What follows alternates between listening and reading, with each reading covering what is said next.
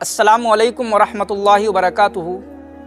دوستو، آج جنوری کی 22 تاریخ ہے اور ہمارے بہت سارے مسلمان بھائی اس کشمکش میں مبتلا ہیں کہ 22 جنوری کو ہم مسلمانوں کو کیا کرنا چاہیے۔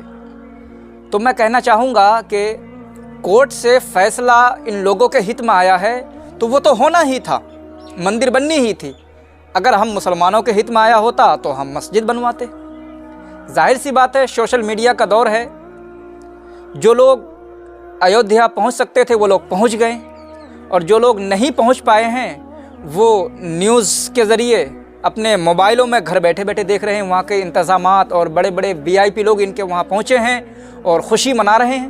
تو ظاہر سی بات ہے یہ لوگ تو خوش ہوں گے ہی، ہم لوگ خواہ میں ٹینشن لیں؟ بھئی یہ تو ہونا ہی تھا، یہ تو تاریخ میں لکھ چکی ہے یہ بات کہ وہاں کیا تھا اور کیا ہو رہا ہے۔ خیر، کوئی ایسا قدم مسلمانوں کو نہیں اٹھانا چاہیے کہ جس سے بعد میں نقصان اٹھانا پڑے۔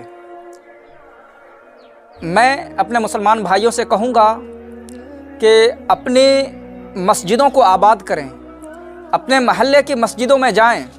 آج مسجدیں ویران ہیں، وہ ایک مسجد چلی گئی تو سب کو افسوس ہے، کتنی مسجدیں آج ویران ہیں، نمازی نہیں ہے مسجدوں میں۔ فجر میں حالات دیکھ لیں، مسلمانوں کے حالات کیا ہیں، عشاء میں دیکھیں کتنے لوگ مسجد میں ہوتے ہیں۔ محلے کی مسجد خالی پڑی ہے، اس کا کسی کو چنتا نہیں ہے، اور بابری مسجد کے لیے سب کو چنتا ہے۔ میرے دوستو، مسجدوں کو آباد کرو۔ مسجدوں کی رونق نمازیوں سے ہے۔ اگر مسجد میں نمازی نہ ہو تو ایسی مسجد کا کوئی فائدہ نہیں ہے۔ مسجد اللہ کی عبادت کے لیے بنائی گئی ہے، نماز کے لیے بنائی گئی ہے۔ کتنے لوگ نماز کے لیے مسجد میں جاتے ہیں؟ اس لیے میرے دوستو، نماز پڑھو، اپنی مسجدوں کو آباد کرو۔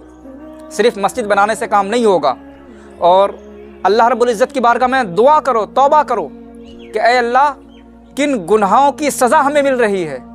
یقیناً اللہ کی بارگاہ میں جب دعا کریں گے تو اللہ تعالیٰ ہمارے گناہوں کو معاف فرمائے گا، اس لیے کہ اللہ بہت مہربان ہے، لیکن ہم معافی مانگنے کے لیے تیار نہیں ہیں۔ آج جو ہمارے اوپر مصیبتوں کے پہاڑ توڑے جا رہے ہیں، ہر طرف مسلمان پریشان ہو رہا ہے، آج جو بیماریاں ہمیں چاروں طرف سے گھیر رہی ہیں، یہ سب ہمارے کارناموں کی وجہ سے ہے۔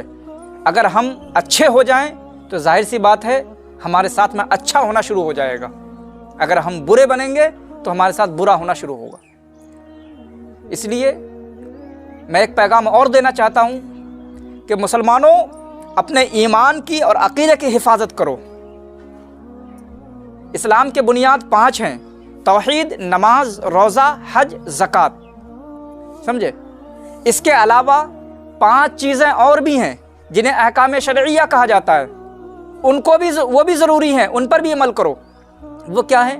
جب ایک آدمی نے، ایک انسان نے کلمہ پڑھ لیا، لا الہ الا اللہ محمد الرسول اللہ، اللہ کے سوا کوئی عبادت کے لائق نہیں اور محمد صلی اللہ تعالیٰ علیہ وسلم اللہ کے رسول ہیں، اشہد ان لا الہ الا اللہ وحدہ لا شریک لہ واشہد ان محمدا عبدہ ورسولہ، میں گواہی دیتا ہوں کہ اللہ کے سوا کوئی عبادت کے لائق نہیں، وحدہ لا شریک لہ، وہ اکیلا ہے، اس کا کوئی شریک نہیں، واشہد ان محمدا عبدہ ورسولہ، اور میں گواہی دیتا ہوں کہ حضرت محمد صلی اللہ تعالیٰ علیہ وسلم اللہ کے بندے اور اس کے رسول ہیں۔ جب ایک انسان نے اس کا اقرار کر لیا، اس کو تسلیم کر لیا دل سے، تو وہ مسلمان ہو گیا، اور جب وہ مسلمان ہو گیا تو اس کے لیے نماز، روزے، حج، زکوٰۃ، اگر صاحب استطاعت ہے تو حج، زکوٰۃ ضروری ہے۔ تو اپنی مسجدوں کو آباد کرو، اور جو میں نے کہا کہ 5 چیزیں احکام شرعیہ ہیں تو ان پر بھی عمل کرنا ہے، جو شریعت ہمیں حکم دیتا ہے۔ وہ کیا ہے؟ سب سے پہلے حفظ الدین۔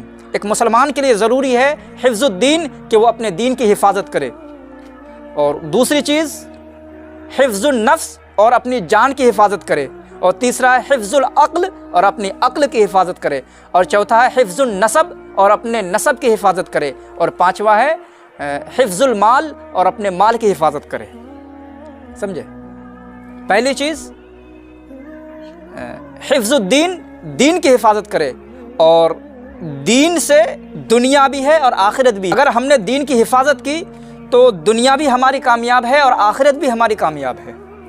دین کی حفاظت ایک مسلمان کے لیے ضروری ہے، سب سے پہلی چیز ہے۔ دوسری چیز ہے حفظ النفس، اپنے نفس کی حفاظت کرنا، یعنی اپنی جان کی حفاظت کرنا۔ اگر جان ہی نہ ہوگی تو دین کی حفاظت کیسے کرے گا؟ اگر جان کی حفاظت نہ کی تو نماز کیسے پڑھے گا؟ اگر جان کی حفاظت نہ کی تو روزے کیسے رکھیں گے؟ اگر جان کی حفاظت نہ کی تو اچھے کام کیسے کریں گے؟ تو دوسری چیز کیا ہے؟ حفظ النفس، جان کی حفاظت کرنا۔ اور تیسری ہے حفظ العقل، حفظ العقل، اپنی عقل کی حفاظت کرنا۔ سمجھے؟ عقل جب کام کرنا بند کر دیتی ہے نا تو انسان طرح طرح کے جرم میں مبتلا ہو جاتا ہے، انسان طرح طرح کے گناہوں میں مبتلا ہو جاتا ہے۔ اس لیے آج لوگ نشے کی طرف بڑھ رہے ہیں، اور شراب کو ام الخبائث کہا گیا ہے۔ جب انسان نشے میں ہوتا ہے تو وہ ایسے ایسے کام کر لیتا ہے، ایسے ایسے فیصلے لے لیتا ہے کہ نشہ اترنے کے بعد میں وہ سوچنے پر مجبور ہو جاتا ہے کہ یہ کام میں نے کیا ہے۔ تو اس لیے کہا گیا ہے کہ عقل کی حفاظت کرو۔ جب آدمی نشہ کر لیتا ہے تو عقل کام نہیں کرتی ہے، تو اس لیے کہا گیا ہے کہ عقل کی حفاظت کرو۔ اور چوتھی چیز حفظ النسب، اپنے نسب کی، یعنی اپنے خاندان والوں کی، اپنے گھر والوں کی حفاظت کرو، اپنے والدین کی خدمت کرو اور ان کی ضرورتوں کا خیال رکھو، اپنے بچے کی ضرورتوں کو سمجھو۔ اور آخر میں حفظ المال، اور اپنے مال کی حفاظت کرو۔ حلال طریقے سے خوب رزق کماؤ، حلال طریقے سے خوب مال کماؤ، خوب پیسہ کماؤ، خوب ترقی کرو، لیکن حرام طریقے سے نہیں، حلال طریقے سے خوب آگے بڑھو۔ یاد رکھنا کہ انسان ترقی جو کرتا ہے تو وہ تعلیم کی بنیاد پر کرتا ہے۔ اگر انسان تعلیم حاصل نہ کرے تو انسان ترقی نہیں کر پاتا ہے۔ ترقی کے لیے تعلیم ضروری ہے، تو پڑھو، آگے بڑھو۔ ذرے ذرے کا حساب ہونا ہے قیامت کے دن۔ خدا بیٹھے گا جس دم عدل کی کرسی پہ محشر میں، وہ دن یوم جزا ہوگا، وہ دن یوم سزا ہوگا۔ وہاں یا تو پھر جزا ہے یا پھر سزا ہے۔ تو اس لیے ایسے کام کرو جس سے آخرت میں نقصان نہ اٹھانا پڑے۔ یقیناً اللہ تبارک و تعالیٰ نے چاہا تو ہم مسلمان ضرور کامیاب ہوں گے۔ اللہ رب العزت کی بارگاہ میں دعا ہے کہ اللہ تعالیٰ ہم سب کو صحیح سمجھ عطا فرمائے اور ہم سب کے ایمان اور عقیدے کی حفاظت فرمائے۔ آمین ثم آمین۔ السلام علیکم ورحمۃ اللہ وبرکاتہ۔